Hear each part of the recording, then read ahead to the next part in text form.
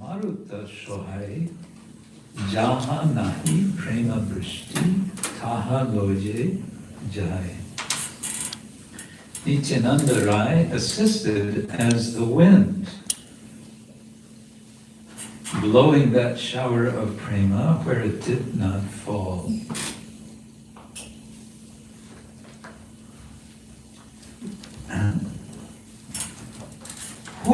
Hud Shabde Ailo Sri Advaita Chandra Jolorasha Dhara Kahe Rai Ramanando. Sri Advaita Chandra came as thunderclaps, and Ramananda Rai came as rain, letting loose a stream of rasa. Choshakti Mahanta Ailo Mege Shobha Koi Shri Rupa Shonatan Kahe Koilo Vijuri. The 64 great saints came, beautifying that cloud bank, and Sri Rupa Shonatan flashed as its lightning. Vijuri. Vijuri. Kṛṣṇadāsa Kaviraja Rosher Bandari Jotane Orakilo Prema Hamo Kumbha Vari. Kṛṣṇadāsa Kaviraj became the storekeeper of that rasa. He collected that prema and kept it carefully in a golden pot. Ede she prema loje joga jane bilo edasho lochan bhage bintu na mililo. They distributed this prema to the people of the world, but due to his misfortune, this Lochandas did not receive a single drop. Edasha Lochan Bhagte Bindu Na Mililo. Mililo is past tense of meeting, so Lochandas did not meet one bindu, one drop of this prema, Shea prema. So it's a kind of ends in a bit of kind of a spiritual lamentation, but it's an extended analogy, right? It's this, it's about a storm, and it's how all these different personages are participating or aspects of that storm. There's the river, Gora Rasa Nadi. There's the Maruta, that's Nityananda, the wind. Hud Shabde. Advaita Acharya is known for making hunkar, loud sounds, to call the Lord. It says he invoked the Lord with hunkar. But here it's not hunkar, it's hud.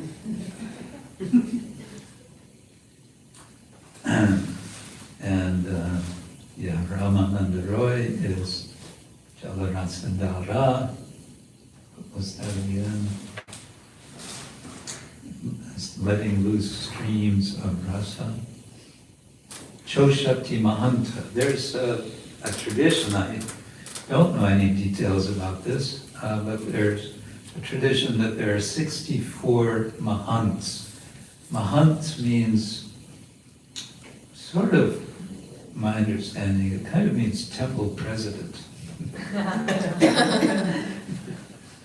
So the leaders of different temples in Vrindavan, today they're known as mahants. Who is the mahant of this temple?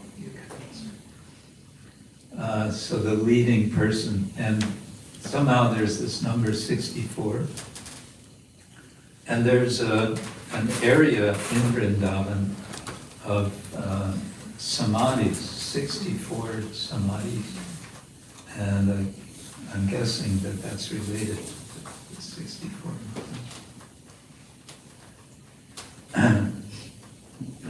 So 64 Mahants, they're, I guess, 64 clouds. And then Rupa and Sanatan, they're the lightning in the clouds.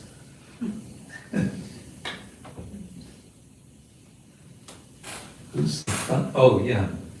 So Advaitacharya he's providing the thunder, Ud Shabda, and then the lightning, Vijari. The Hindi word for electricity is Bijli. So, yeah. And then we have Kṛṣṇadāsa. Kṛṣṇadāsa became the storekeeper of that rasa. Raser Bandari. So a Bandari is someone who has a bandar. And a bandar is a shop, right? So he's the shopkeeper. Jotone Rakilo Prema Hamakumbha Bori. Bori, you see the apostrophe after the I in Bori? So usually that is substituting for, in transcription, Y long A. So it would be Boriya. And you'll see also up here, Kori. So that's for Koriya. And that's what's called a gerund. And a gerund is something that's already happened, or it's in the process of happening. And Boriya means being filled or filling. So this hema, this golden kumbha pot, what is it filled with? It's filled with prema. And what is Kṛṣṇadāsa Kaviraj doing? Rakilo, he protected it, he kept that pot. And how did he keep it? He kept it by composing Chaitanya Charitamrita. At least that's my interpretation. Okay.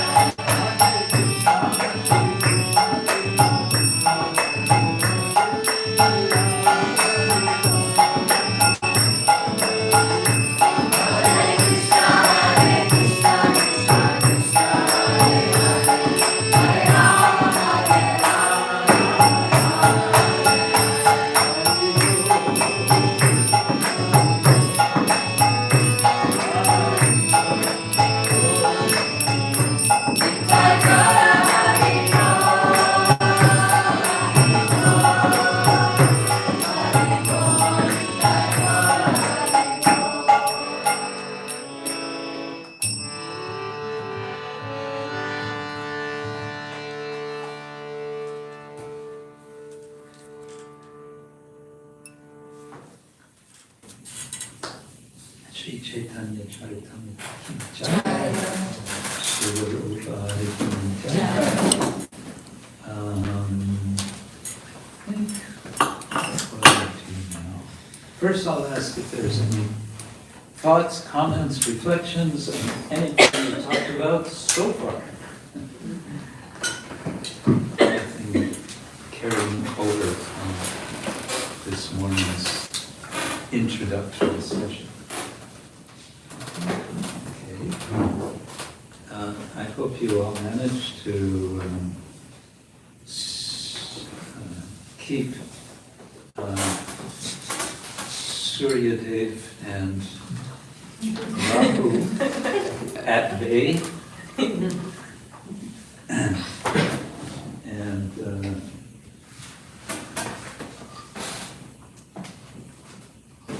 And I hope that we'll continue to keep nice attention on Lord Chaitanya and his associates and his very special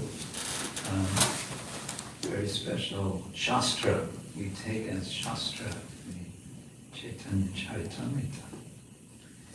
And I thought if we go to our little chart here, we have in Madhya Lila, there's renunciation and then there's propagation. And propagation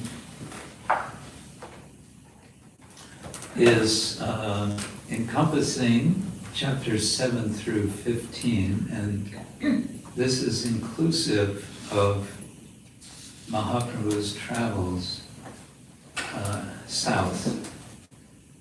He has taken to the renounce order. He has taken a new name, Shri Krishna Chaitanya, which is not a sannyas name. There are 10 traditional sannyas names. Traditional means from the Shankara tradition. There are 10 names. And for the Vaiṣṇavas, because 10 is never enough, we have 108 sannyas names to choose from. One of which is the name Swami, and another is the name Goswami. Many devotees are thinking these are the only two names of sannyasi, but there are many others, including Tirtha and Puri and Aranya and Vana and Sagara. Sagara, yes. Can think of any others. Bharati. So Chaitanya Mahāprabhu took sannyas from, what was his name other than Bharati? Keshava Bharati, yes. And when he came to Puri and met Vasudeva Sarvabhauma Bhattacharya, the Bhattacharya said, "What? You're a Bharati sannyasi? That's low class. You can do better than that. But first we have to train you up in philosophy." And so he teaches this very young sannyasi. He's only 24 years old, and Sarvabhauma is worried about him. Such a young sannyasi. Any 24-year-olds here? No, we're all. Yes. And you're so young and, vulnerable. So we need to help you out. Not just young, but also incredibly handsome. Yes, young and handsome, and so big and golden and wow. So Sundar, Gaura Sundar. Gaura Sundar. Yeah, we have to do something for this lad. So what should we do? Well, we'll teach him Vedanta, of course. And so he teaches them Vedanta, and according to Kṛṣṇadāsa, he listens for 7 days, keeping completely silent until Vasudeva Sarvabhauma asked him, "You don't have any questions? Everything clear?" And what does he say? He says, "Well, the Vedanta Sutra, Brahma Sutra is completely clear to me, but your explanations..." There's a really, I think, wonderfully done scene in the film. What is there? Two films.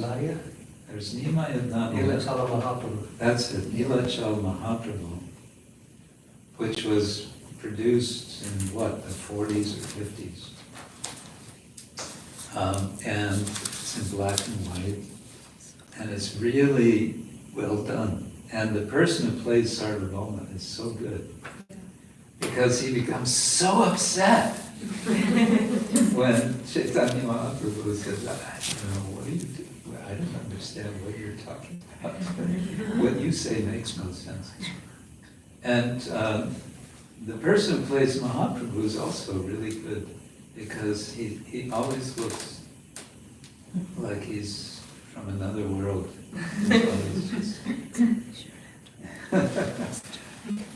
Yeah. Anyway, so renunciation, and then propagation. And the propagation, actually it's interesting, the propagation begins by the advice of Sarvabhauma, not really specifically telling him to go and preach, but telling him, I know someone you really should meet, namely Ramananda Rai. And he's in South, so you should go and meet him. All of this happens after what? After Sarvabhauma becomes what we might want to call a convert.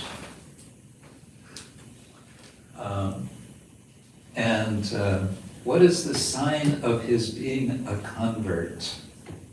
Who can tell us other than Sri Prahlad?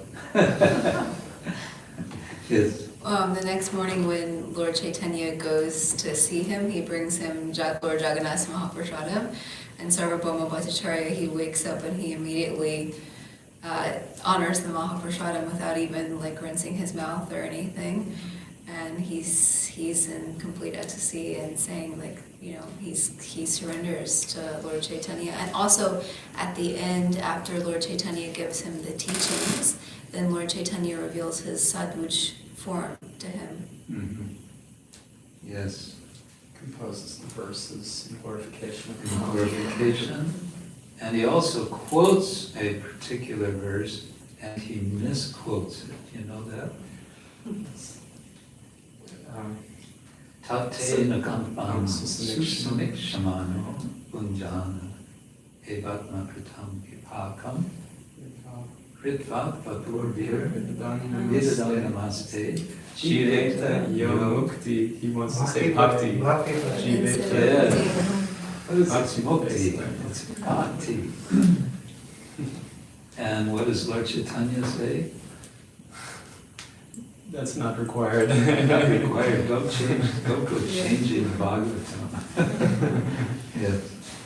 It's not required, because what is mukti? Real mukti is pure devotion. Yeah. So after this conversion, then he is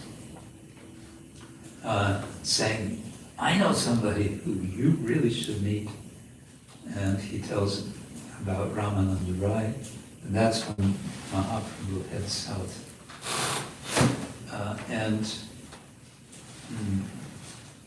And this tour of South India, well, I'm getting maybe a little ahead of myself, but this tour of South India can be considered a kind of Digvijaya. You all know this word Digvijaya? Dig means directions, and Vijaya means conquering, conquering the directions. Now, traditionally, a Digvijaya is what kings do. Kings go out with their armies and they go conquering to establish themselves, and they might perform an Ashvamedha Yajna as the sort of root of that, sending a horse in all directions and so on. And then they will have a Rajasuya when they come back home to confirm who is the emperor.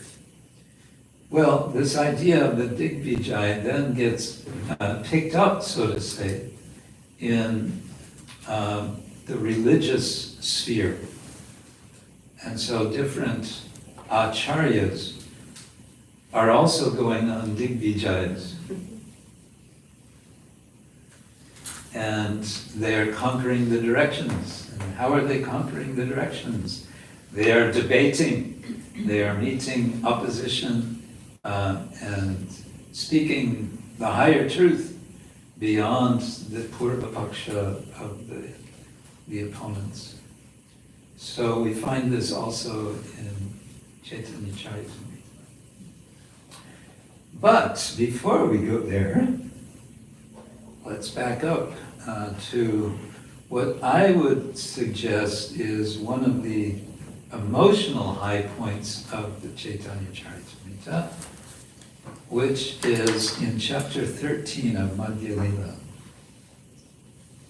Let me see if I can get us online here.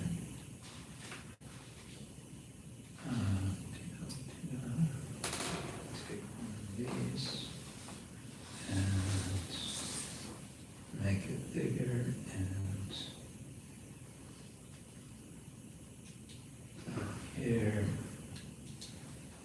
and here, and then go to 13, 73. Now, what I want to point out here is a few things. Well, is that too small to read? Yes. Yeah. Too small. Still too small. You should be able to make it bigger. Control plus or something? Control plus. Yes. Oh. Control Command plus? Just hit control plus. Or is it shift plus? Oh, shit. It's to zoom control. Zoom, yeah. We go like this, like. Oh. Yeah. Just see, you know everything, as Satchidananda Swami will say.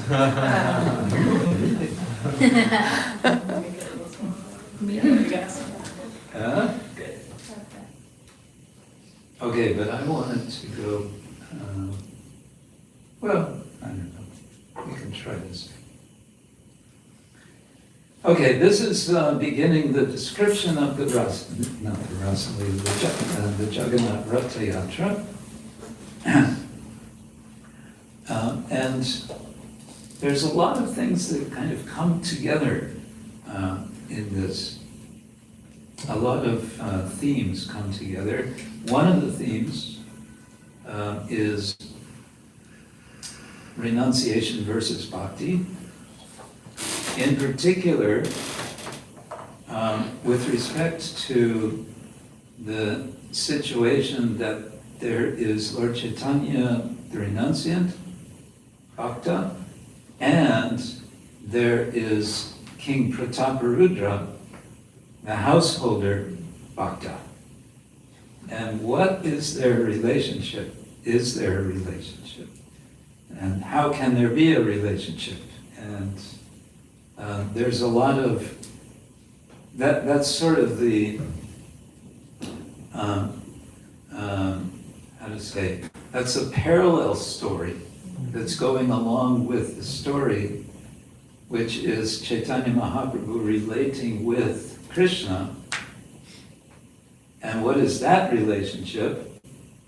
That's a relationship of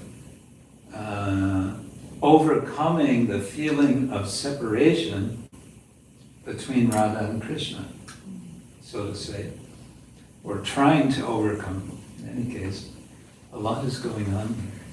And in the midst of all, this is all happening in public,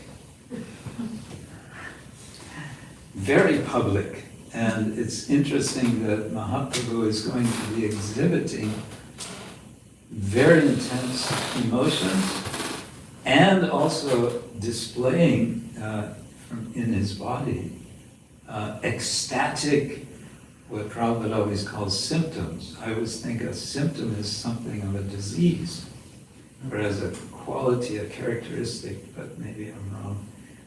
In any case, all of this is being described, and about the kirtans that are being organized. So we get also lists of devotees, and this comes back to the point I made before of how specific descriptions which one could take as historical. Why would Kṛṣṇadāsa Kaviraj be giving so much detail unless there's some substance to those details? So, Srivas Ramai, Raghu Govinda Mukunda, Haridas Govindananda, Madhava Govinda, the Lord's devotees, including Srivas Ramai, Raghu, Govinda, Mukunda, Haridas, Govindananda, Madhava, and Govinda, all combined together. There's two Govindas there. Maybe that's a mistake. No, it's Govinda, Ananda. Yeah. Govinda, Ananda. The verse has 3 Govindas. There's 3 Govindas. 2 Govindas and a Govindananda. Yeah, there's so many Govindas. Okay. Whoops, each time I have to do this. If you want. Oh. And then the home. Huh? Matters if you zoom back out and you go to edit and zoom in, then the page will break properly. You won't have to scroll back and forth to see the whole sentence. Say that again. Yeah?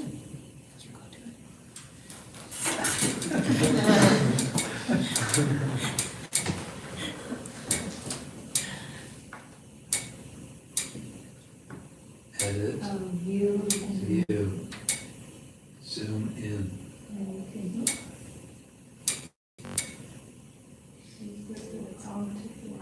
Oh. It should. Break with the lines. Yeah. Oh, Is that big enough? yeah, I think it's better. She You knows know everything.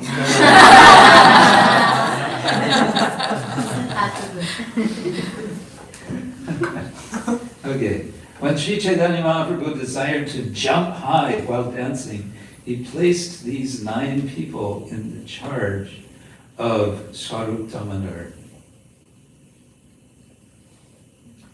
A couple of things are interesting here. One is the mention of Swarup Damodar and putting 9 people in charge, or him in charge of 9 people.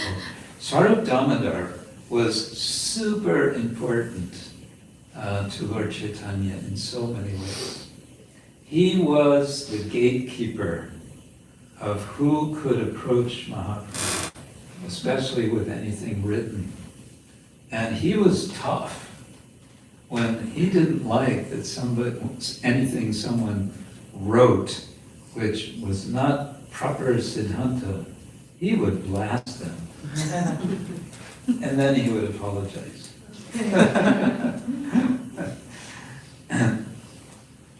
But we also hear that Raghunath was put in the charge of Swarup Damodar, and he's known as what is it? Swarupera Raghunath. Yeah. And it says he desires to jump high while dancing. Uddandanritye pravarjobi hoiluma. Presumably, what's the connection with putting these 9 people in the charge of Swarup Damodar? Presumably, he wants to make sure they don't get in the way while he dances. It's going to be some serious dancing going on, and watch out. Right? You have the painting Yeah, behind I you, read, right? yeah. Ah, yes. He's dancing.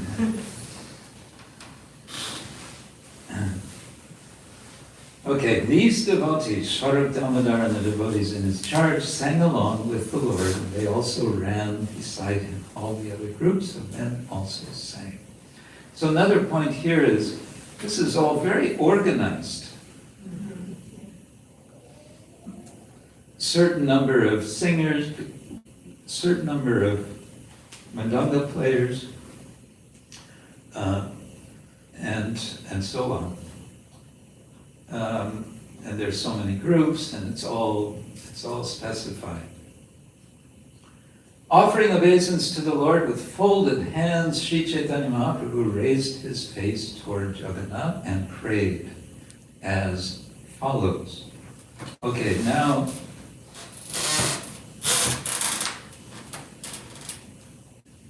one thing we might wonder is, how does Kṛṣṇadāsa know what he was praying?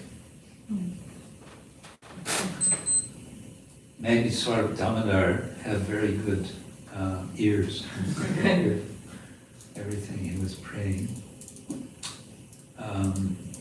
Maybe Chaitanya Mahāprabhu told Swarup Damodar later what he was praying. Maybe Swarup asked him, what were you praying? Oh, this is what I was praying. We don't know, but what do we get? We get some philosophy here, and this is a general point, and it's maybe obvious, but the artistry of Kṛṣṇadāsa in interweaving lila and tattva, or narration and ideas or philosophy or theology. This is, we kind of take it for granted. We think Kṛṣṇadāsa is just recording what happened. No, he's being very selective. He's working through everything and building and highlighting and weaving everything together in such amazing ways. Okay, we know this verse. Everyone, Namo Brahmanya Devaya Go Brahmanahitaya Cha Jagadhitaya Krishnaya Govindaya Namo Namaha. Let me offer my respectful obeisances unto Lord Krishna, who is the worshipable deity for all Brahminical men, who is the well-wisher of cows and brahmanas, and who is always benefiting the whole world. I offer my repeated obeisances to the personality of Godhead known as Krishna and Govinda. Now this is a kind of, we could say, a formal pranam prayer. And it's appropriate, certainly, to be offering to Lord Jagannath. Where is this verse from? Anyone know? It says Vishnu Purana. Yes, Vishnu Purana. And who is speaking it? Do you know? It's Prahlad Maharaj. And it's one of the prayers which he speaks while, after he's been thrown off a cliff to the rocks below at the ocean, as he's flying through the air with the greatest of ease. He recites several prayers that are there in the Vishnu Purana, and one of them is this one.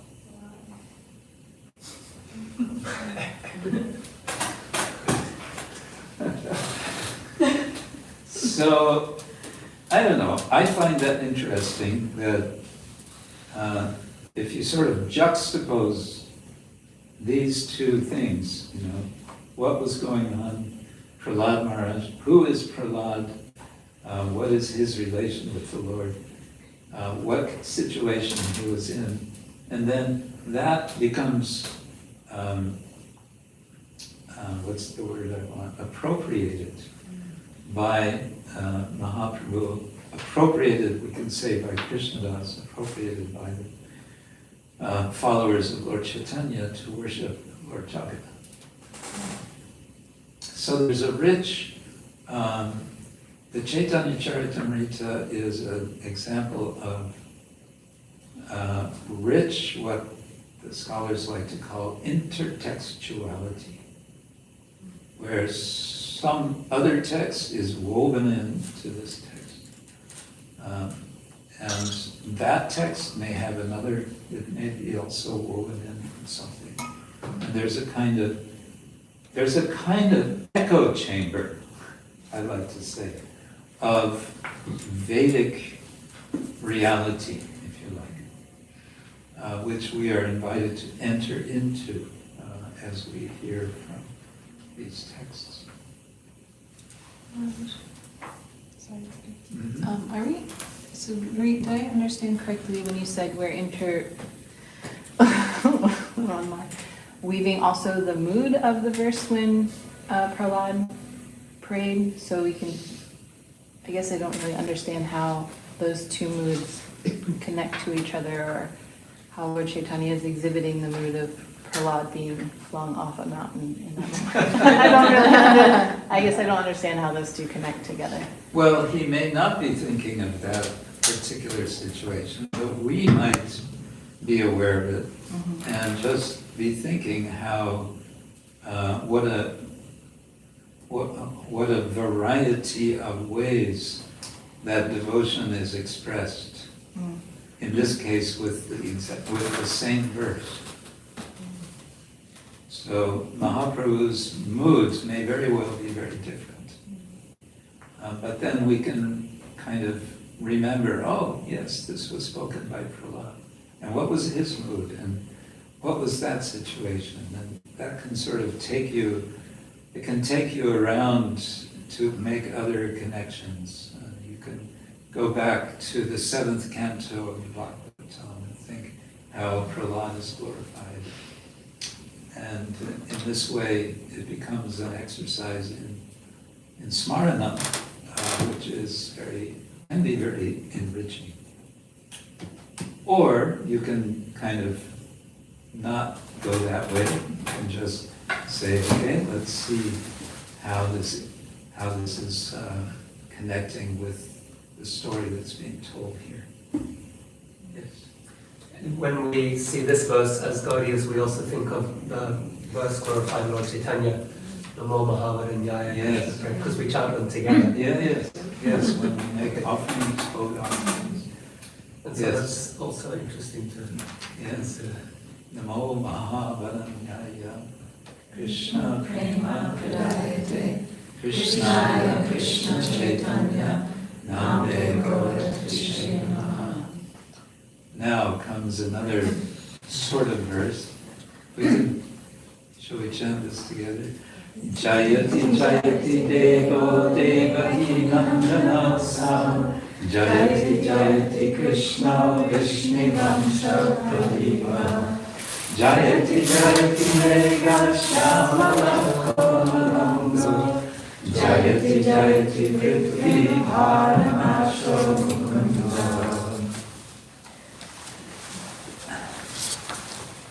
This verse was hosted in the Brahmachari ashram of Schloss Rettershof in 1975, I think it was there, I remember. And it was called the Jayati verse. And it was allowed for all the bhaktas and brahmacharis and whoever wanted could chant this verse to sort of counter or whatever, to function where the Brahmins were chanting the Gayatri mantra. All the others, we could chant the Jayati mantra.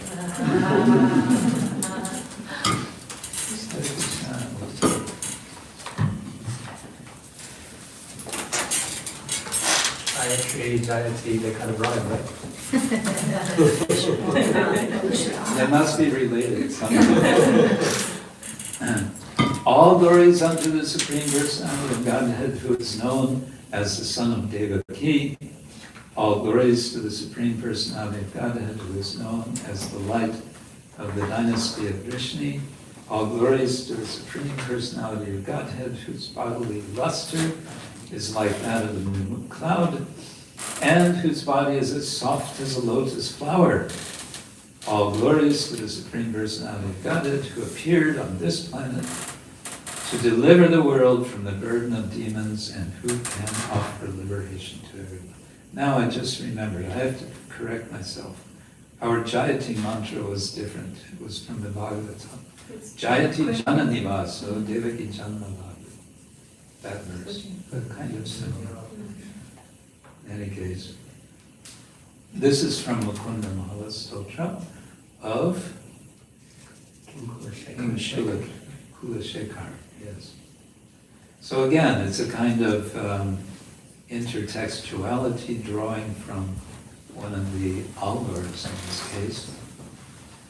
And that might raise for us the subject that the alvars are, of course, considered very important in the Sri Vaiṣṇava tradition for their expressions of bhakti.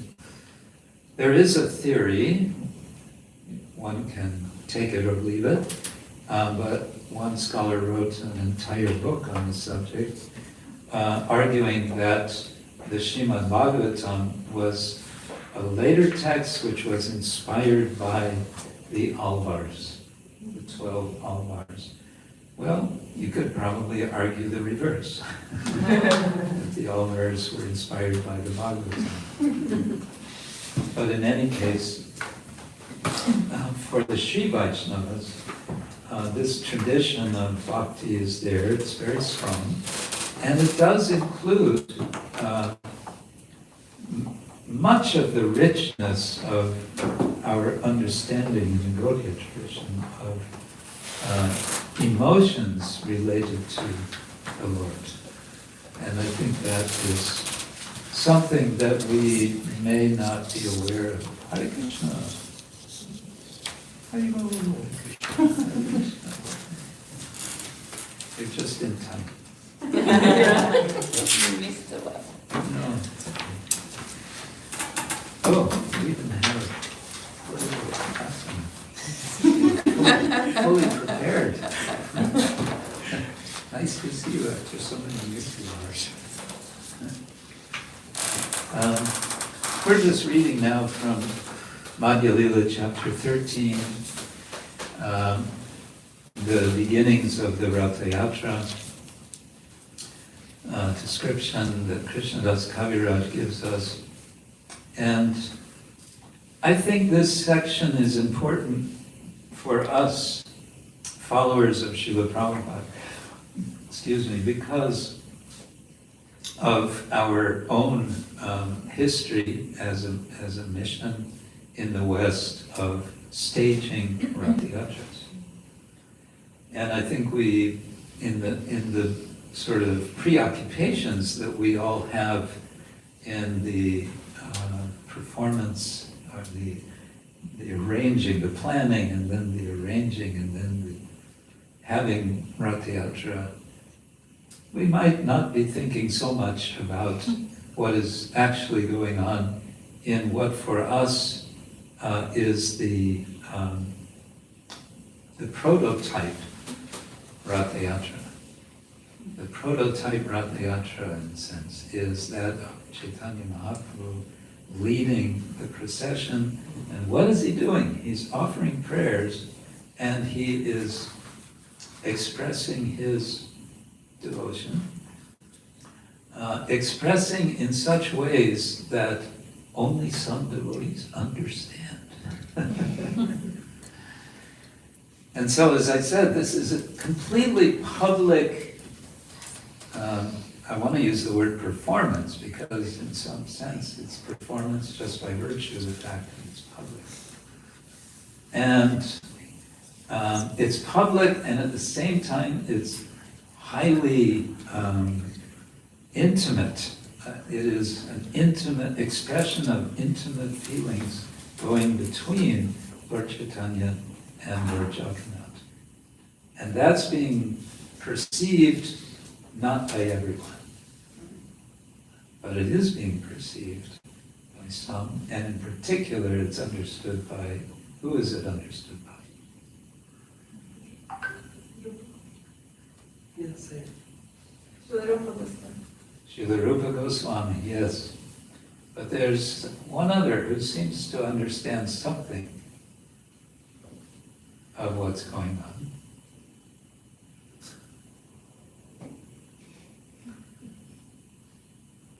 King Prataparudra. So, and again, that brings us with this, there's this sort of dialogue going on. There's renunciation and bhakti, there's grihastha life and bhakti. In this case, a grihastha who is a king, and therefore in a position of worldly power. And I think there's something there also to think about. There was I'm not sure, I think he was a Nobel Prize winning economist named Kenneth Boulding from some decades ago. And I remember one point that he made, which I found nice. Do you want to hear? Yes. He was an economist. And he said there's three kinds of power. There's threat power. You know about this. You know Kenneth Boulding. There's threat power. There's exchange power. And there is love power. And of the three, he said, love power is the greatest. It's the most powerful. It's an economist. You'd think he would say, it's exchange power, it's about money.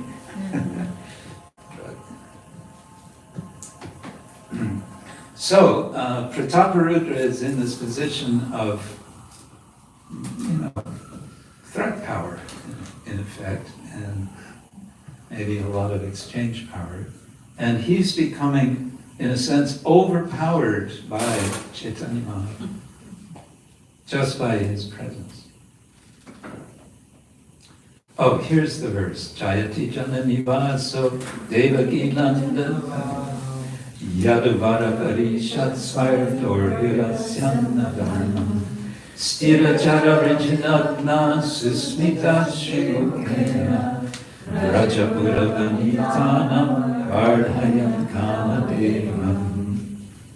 Lord Shri Krishna is he who is known as Jananivasa, the ultimate resort of all living entities, and who is also known as Devaki Nandana or Yashoda Nandana, the son of Devaki and Yashoda. He is the guide of the Yadu dynasty, and with his mighty arms, he kills everything inauspicious as well as every man who is impious. By his presence, he destroys all things inauspicious for all living entities, moving and inert. His blissful, smiling face always increases. What? The lusty desires of the gopis of Vrindavan, may he be all glorious and happy. Isn't that rasa bhasa? In the same verse, rasa bhasa, not rasa.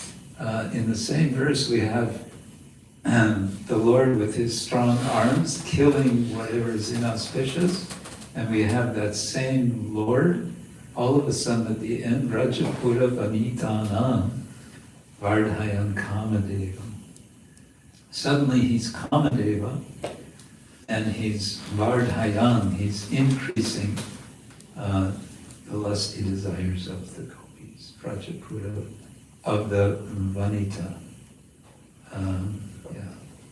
Interesting. So, Why is that particular verse quoted? Well, we could say because Lord Chaitanya sang that verse. Why did Lord Chaitanya? Because that was his mood. But he's also leading into, I think we can say, his deeper mood. He's leading into that mood, or Kṛṣṇadāsa wants to highlight how this is happening. Okay, then we have this verse. What is this from? It doesn't say. Naham vipro na vivaisho na shudro naham varni na chagriyavatir no vanasto yatirva kintu prodyan nikila paramananda purnamritabdir gopi bhartu pradakamayor dasa dasa. It's in the Rupa Goswami's Padyavali, but I can't remember the original. Oh, thank you, yes. It says, verse Yeah, it does 74. Oh, there it is, yes, good, thank you.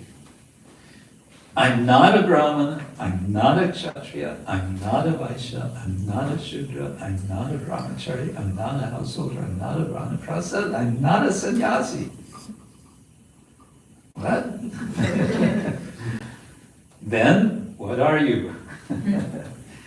The servant of the servant of the servant of the lotus feet of Lord Shri Krishna. Who is this Lord Krishna? The maintainer of the gopis. He's like an ocean of nectar, and he is the cause of universal transcendental bliss. He's always existing with brilliance. So, Gopi Bhartu, Pada Kamala Yoho, Dasa Dasa Dasa. Again, it's leading into, we can say, Mahaprabhu's inner mood. By, first of all, one could probably make some sort of logical analysis of this. He's first of all eliminating what he is not. I am not any of these external designations. But it's not that he is without any designation. What is his designation?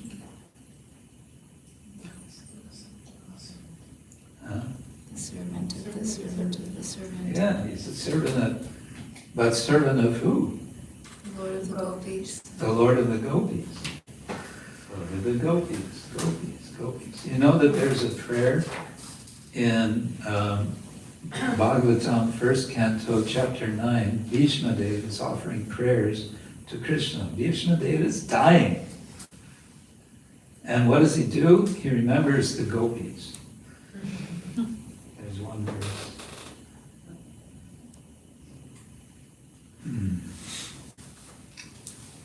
Okay. Let's keep going.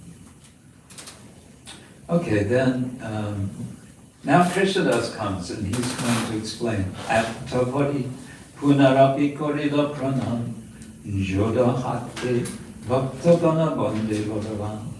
Having recited all these verses from scripture, the Lord again offered his obeisance, and all the devotees with folded hands also offered prayers to the Supreme Lord. So it's all still very formal.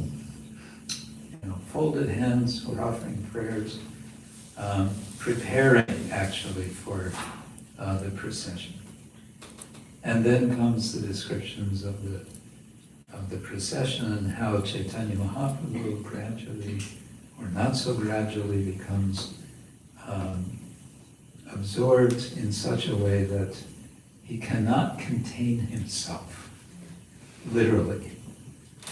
He simply cannot contain himself.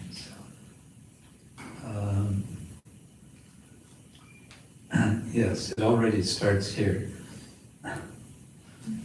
Uddanda nitya prabhu koriya hunkar chakra brahmi brahmi jajche olata akar. When Sri Chaitanya Mahāprabhu danced and jumped high, roaring like thunder and moving in a circle like a wheel, he appeared like a circling firebrand. And this was during the daytime. You don't really see a firebrand during the day. I mean, you don't see the same effect as you would at night. But we could say because Mahaprabhu was so brilliant, it was as good as if everywhere was dark, and the brilliance of Mahaprabhu prevailed, you know.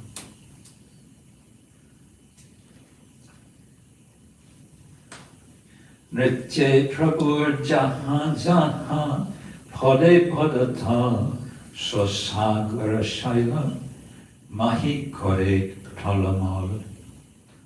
Wherever Sri Chaitanya Mahāprabhu stepped while dancing, the whole earth with its hills and seas appeared to tilt.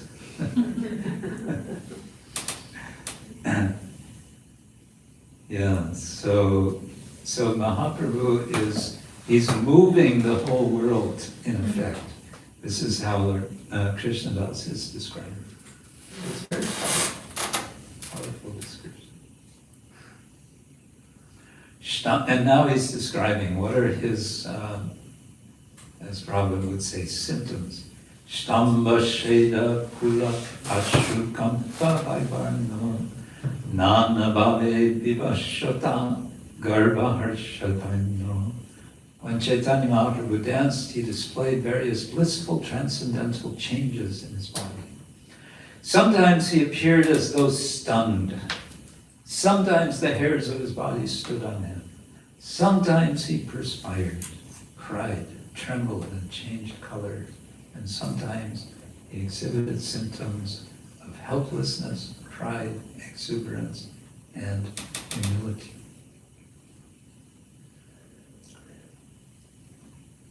I think Kṛṣṇadāsa is inviting us to picture Lord Chaitanya. He's giving graphic description, and he wants us to picture. He wants us, therefore, in a sense, to use our imagination. Because it's the images which he gives us in words that then manifest in our minds, and we naturally make into a picture. Or we may be helped by paintings such as this, where the artist has imagined, because he or she, and I'm sorry, I don't know who painted this painting. Anyone know? Who was the artist? He or she may very well probably read this description, and from this description pictured in their minds the scene, and then considered how to compose the scene in such a way as to highlight what's being described in the text. So we are being invited, and we can take help from paintings, or we can have our own picture, or we can become ourselves artists and paint our own pictures, or draw our own pictures, or dance ourselves to imagine. I mean, there are a lot of possibilities, artistic possibilities. Notice something else. We're getting a list of emotions. And of course, these are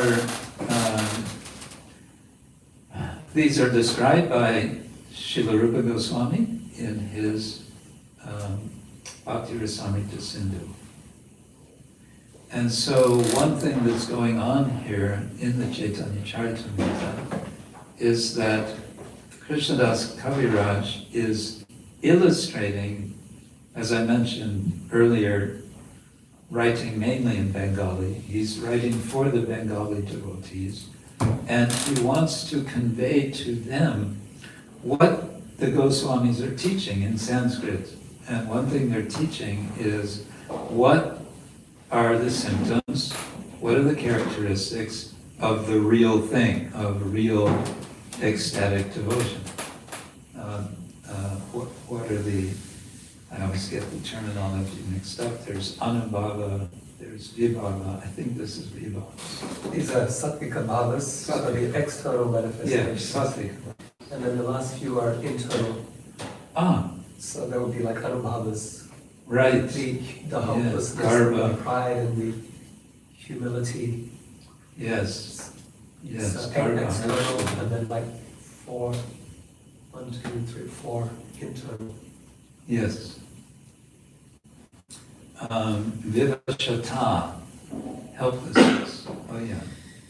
Yes, thank you. That's nice. So this is Rupa Goswami, and he's being represented by Kṛṣṇadāsa. But how is he representing? He has Chaitanya Mahāprabhu demonstrating all of these qualities, all of these sattvic Governor, so when I read such descriptions, I always wonder, in our ISKCON culture, we're not really encouraged to display external symptoms of ecstasy. You might get thrown out of the temple. So we may feel the anubhavas, that was really helpful. But yeah, so how do we understand this in the culture we've created, the spiritual, our spiritual culture here? Don't get me started.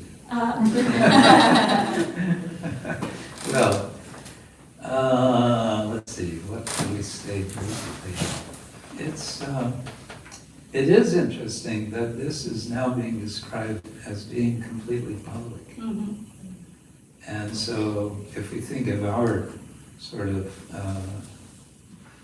how to say, more limitedly delineated public, yes, we may have in our culture, we may feel we don't have a place for such intense expressions of emotion. And what I'm always thinking about that is, it'll be interesting to see what happens when someone really shows these. What will be the reaction?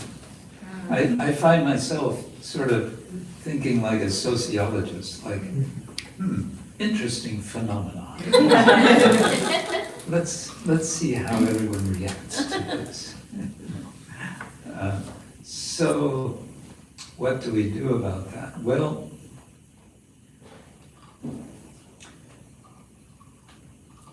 in this context of talking about it in this case, yes, it's public, and at the same time,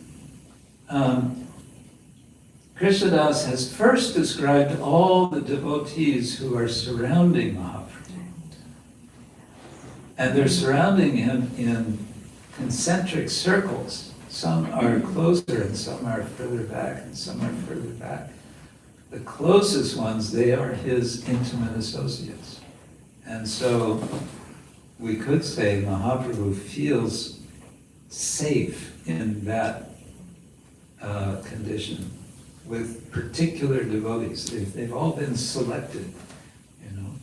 So in that state, this can go on. We might also want to remember how Mahaprabhu, soon after he comes back from Gaya and he begins having his nocturnal kirtans at the house of Srivas Thakur, is very concerned that no one unauthorized is present. And who is it who sneaks in? What's his name? There's one devotee sneaks in, or someone else lets him in, and Lord Chaitanya at one point he stops and says, "Somebody's here who shouldn't be here." And then he comes out and he scolds him. Isn't this the devotee who has decided he's only going to Milk eat fruit? drinking brahmachari. Yes. I don't think he's named. He's not I haven't named. come across the name, but milk drinking brahmachari. Milk drinking brahmachari. Yeah, and so the idea there is he's an outsider. Even though he may be so austere, and this comes to this topic of renunciation versus bhakti, in this case his renunciation does not qualify him. And Lord Chaitanya feels it, even he doesn't see him. He feels somebody's here who doesn't belong here. Why am I not feeling ecstasy? He said, oh, there must be someone here who shouldn't be here.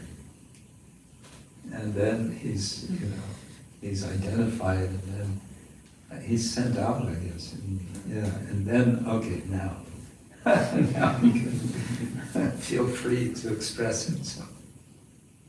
Also, I think Srivasa's mother-in-law That's what I was thinking too, yeah. was hiding at some point, and same thing happened. Same He took her by the hair. Srivas Thakur's mother. Yeah, mother-in-law. Oh, mother-in-law. Yeah. So I don't know if that gets to this issue at all. Yeah, I mean, I'm wondering just also in terms of etiquette, if we see somebody genuinely exhibiting these symptoms, like, do we pay respect? So not to be judgmental, so that Right. not to be the proper etiquette, because I would imagine if I'm next to such an ecstatic person, I might experience my ripple on me as well. But what would be the proper etiquette if we're in this presence? That's what I'm wondering. My first thought is give them the benefit of the doubt that it's genuine. At the same time, we're also warned to be cautious that there are persons who will put on a show, and then those probably say, kick them in the face. There's a lot of extreme between offering respect and kicking. It is a touchy thing.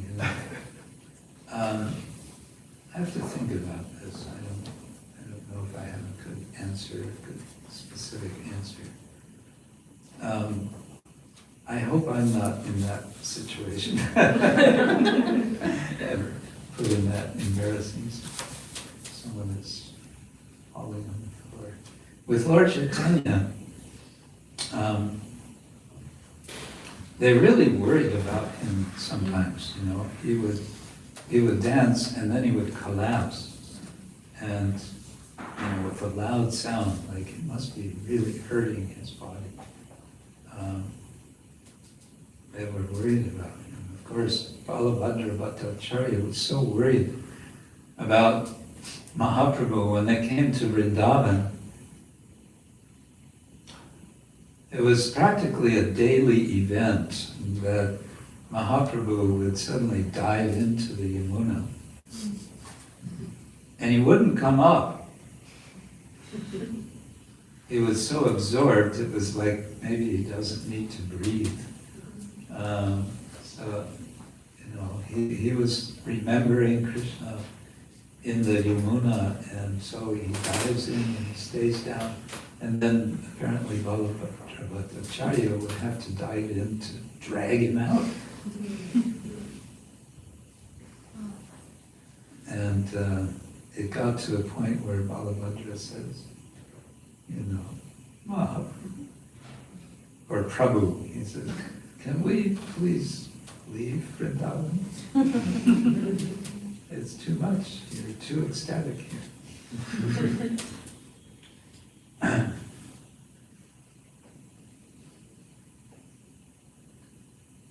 In Bengal, there's a lot of, at big festivals, you know, thousands of people come together. And then people will start showing something. And you do sort of wonder, what, is there something substantial to this? Yeah. And some, I mean, the more academic approach is, what is the social phenomenon going on here? Because this is not happening in a social vacuum. It's happening within a milieu where something is being encouraged in some way. Why is that? How is that? But I don't know. You can deconstruct something, and what are you left with? Nothing. It's all matter. So I don't have a definite answer. I don't think there's a simple rule of thumb for that. I think also if someone is showing, well, some symptoms I would think you cannot fake. Isn't it?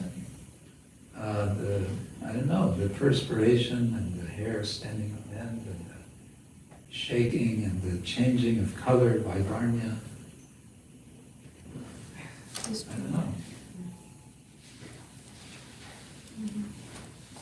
There's a book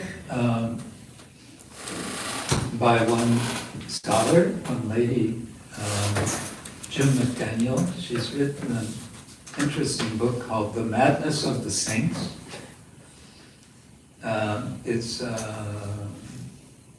It's an anthropological book, based mainly, also some textual. She interviewed different contemporary saints of Bengal to sort of try to understand what is going on. What is all of this ecstasy all about? Of course, we would say, well, she's licking the bottle of honey from the outside of the bottle, but she did not understand. But there are some interesting insights there as well. Maybe a couple more verses from this, and then we can go to something else. Achara kanya pade bhume gari jai Shubarn parvata jaiche bhumete lotai. When Sri Chaitanya Mahāprabhu fell down with a crash while dancing, he would roll on the ground. At such times it appeared that a golden mountain was rolling on the ground. So he makes an analogy here, again, to give a strong image. Wanting, I would say, wanting us to picture what is happening.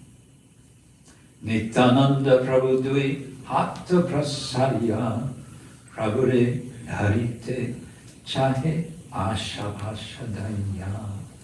Nityananda Prabhu would stretch out his two hands and try to catch the Lord when he was running here and there. So imagine this picture. It's That's right. That's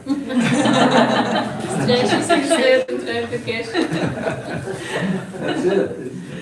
The painter is prediction film. Oh, it's prediction. Yes. Yeah. Turn them. So now we know exactly which verse he was painting.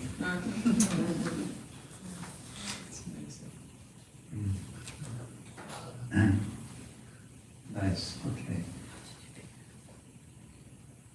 Prabhupada Chebule Acharya Korea Hunkar Haribola Bole Bar Bar. Advaita Acharya would walk behind the Lord and loudly chant Haribol, Haribol, again and again.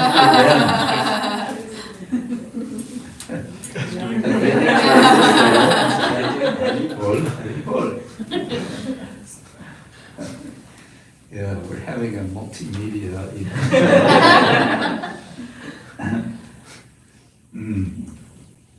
You may or may not know that the Maha Mantra with all 16 words is nowhere to be found in the Chaitanya Charitamrita. It's found once in the Chaitanya Bhagavata. Why is it not in Chaitanya Charitamrita? My first answer is, you'll have to ask Kṛṣṇadāsa.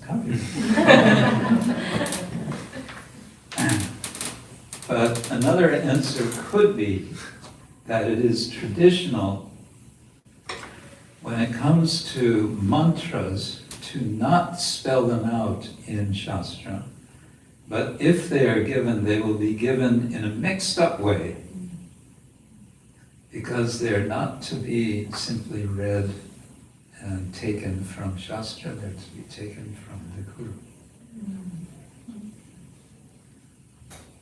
We find this in the beginning, near the beginning of the Brahma Samhita,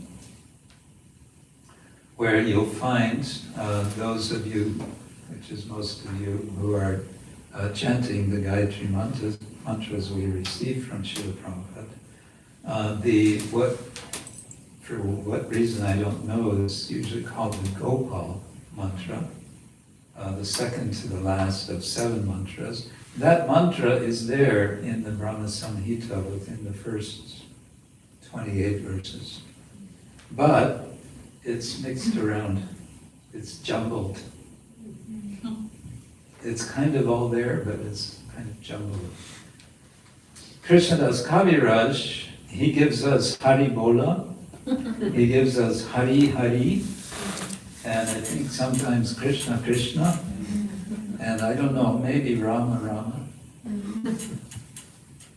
But he never gives us Hare Krishna, Krishna Krishna, Hare Hare, Hare Rama, Rama Rama, Hare Hare. But Srila Prabhupada in Chaitanya Charitamrita Adi Lila chapter 8, many times in the purports, there's one purport I think he gives the Maha Mantra complete, not once, not twice, but 3 times in one purport. And it's in a few purports. It seems like he's taking every opportunity to say, now's your chance, chant this mantra. Yes. That was really my question. Why would Srila Prabhupada break from that tradition that was established by even acharyas that he's following, like Kṛṣṇadāsa Kaviraj Goswami?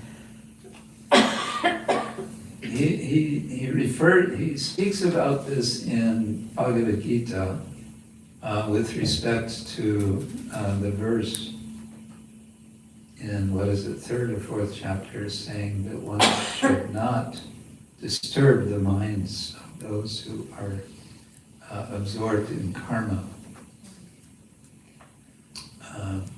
He says in effect, despite Krishna's instruction, devotees take the risk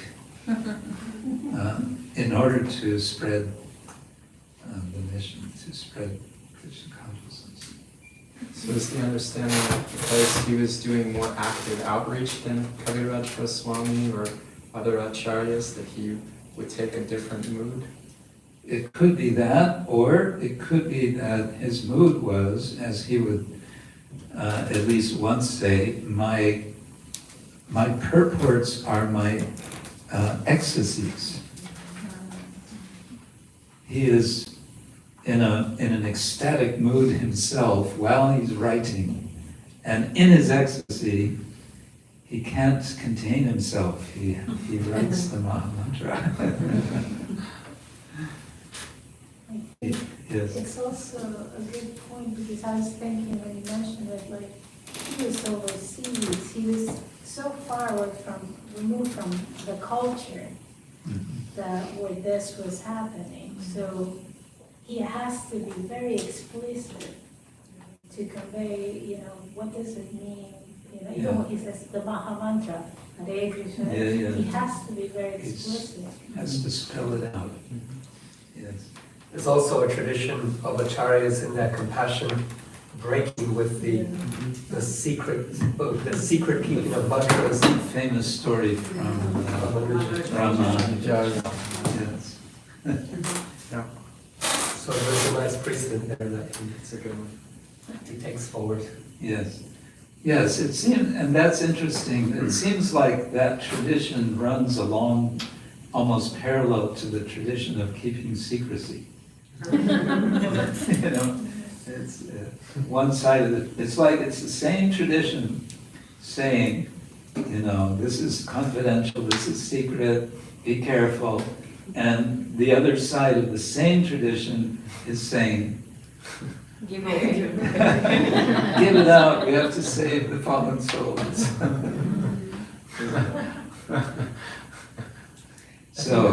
I think Kaviraj might also refer to Hare Krishna-ati, Hare Krishna-ksetra. Yes, Hare Krishna. Yeah, the iti in Sanskrit is often, well, it's usually meaning like quotation marks. Hare Krishnadi would mean Hare Krishna, etc. I don't know if Hare Krishna maybe could be like etc. Okay. Lokanivarite hoilatina mandala pratama mandale nityananda mahabalo. Just to check the crowds from coming too near the Lord, the devotees formed 3 circles. The first circle was guided by Nityananda Prabhu, who is Balaram himself, the possessor of great strength. All the devotees, headed by Kashishvara and Govinda, linked hands and formed a second circle around the Lord. And then Bahire Prataparudranaya Patragan Mandala Haya Kore Lokanivaram.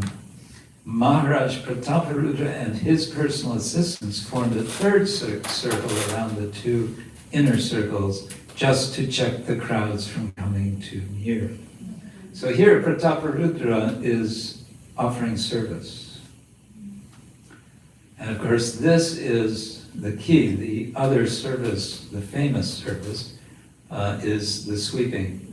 And that service is special. Why? Because for the king to take such a lowly position, in Indian society, sweeper is a very lowly occupation, generally understood. So when he sweeps, Lord Chaitanya is impressed. And that opens up the channel so that they can connect. Because what is the connection? The connection is bhakti. So it becomes clear that the connection is bhakti. It's not the power connection. It's not the exchange. It's not the, it's not exchange power, it's not threat power, it's love power. I always remember regarding the king sweeping, you may or may not know, the present king of Puri, the Gajapati Maharaj, he's actually from a different line. I think this line of Prataparudra was broken soon after his reign. But then the next series, so there's the Gajapati Maharaj. He's a life member of ISKCON, and he's quite well educated. He has a master's degree in, I don't know what, from Northwestern University. And apparently he likes to travel because I've met him twice in Germany. And the second time I met him was in Berlin, where we were just that day preparing for that day to have Rath Yatra. And when the king showed up, we said, Maharaj, you're just in time to sweep the street.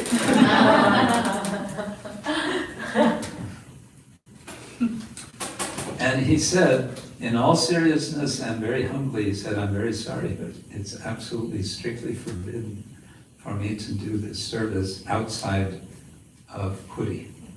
If photos of me sweeping would come back to Puri, the Brahmins, the priests, would have me in deep hot water. He didn't say that, but he said, I'll be in trouble. Who should be doing the sweeping? He said it should be the mayor of Berlin. We invited the mayor of Berlin. Did he come? But what did the king do? He attended the Rath Yatra. He walked on the procession on Kṛṣṇadāsa, the big central street, and he walked barefoot the whole way. which was embarrassing to us. We were all with our big clodhopper shoes. But we always say, better not to walk barefoot because there may be broken glass. I don't know, maybe that's just an excuse. Comments, questions about any of this? But just, even today the kings, they sweep the chariot rather than... Yeah, they stay up on the chariot. Yeah. Yes. So I found that Hare Krishna appears in the Antya-lila in verse 956, when Mahaprabhu is inquiring what was Vaninath Rai doing when he was being arrested. And this messenger describes he was chanting Hare Krishna incessantly. And Prabhupada, in his translation, he makes it Hare Krishna, the full Mama. Right. Oh, thank you. That's nice. Yes, Prabhu, please remind me of your good name. Yashoda Guladas. Yes, I just was testing you to see if you know that. In New Jersey, in the Parsippany Rath Yatra last year, the mayor of Parsippany actually swept the streets before the Rath Yatra started. Because he was told about the significance of Rath Yatra and what happens, and he said, please give me a broom so I can sweep. Oh, very good. African American man. Do you have photos of that? Yeah, there's videos and photos of that. Next time we can show the mayor of Berlin. And he walked the whole procession, he pulled the carts and, he was just serving the devotees. Wow. Yes. Okay, don't get me started. Thinking about other political leaders, if we could get them politically. Right? What do I want to do next? Let's go to our handout, and let's go to.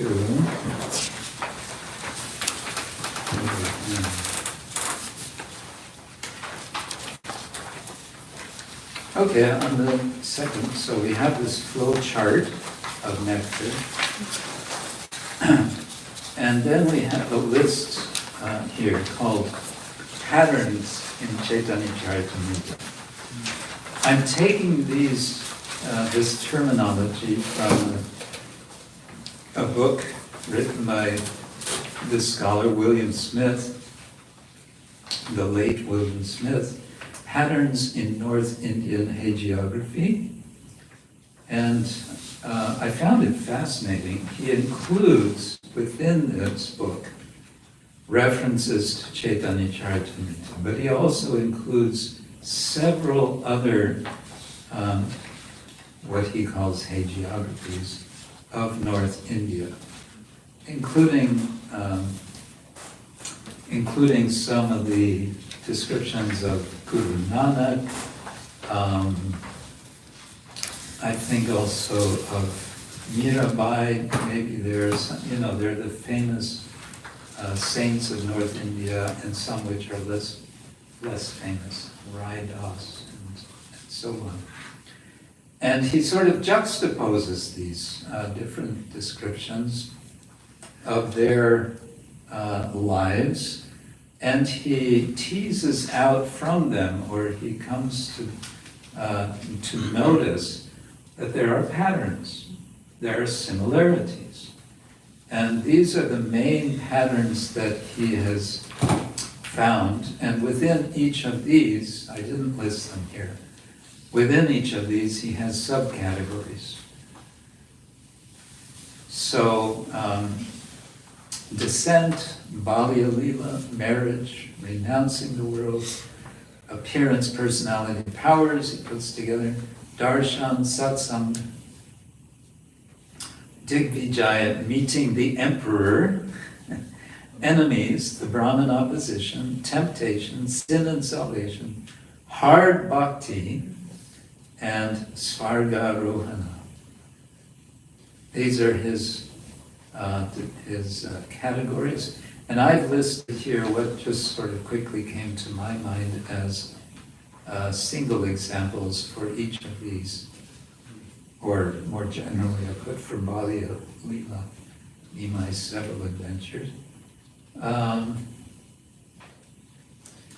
So I just thought this is possibly helpful as you are reading Chaitanya Charitamrita to be aware that there's some kinship, if you like, with other traditions in terms of how they are remembering their saints. In other words, I think it's good to know that we're not alone in our Gaudiya Vaishnava tradition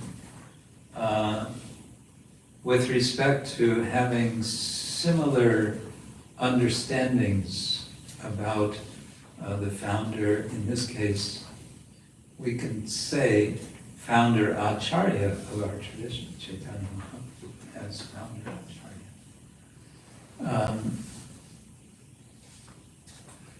I didn't have the time, or I didn't take the time, I suppose I should say, to prepare some comparisons. We could look up, well, it would take me a couple of minutes to do that. I could look for some of this, we can read it, but I think then we can do that during a break. And that's my next question, is when shall we have our next short break? I'm open to suggestions. We resumed at 1:20. It's now 3 o'clock. Should we have a little break now? Yeah. Okay, let's have a little break now. Would you like us to come back? I would like you to come back. I thought you were asking, would you like us to come back? No, of course.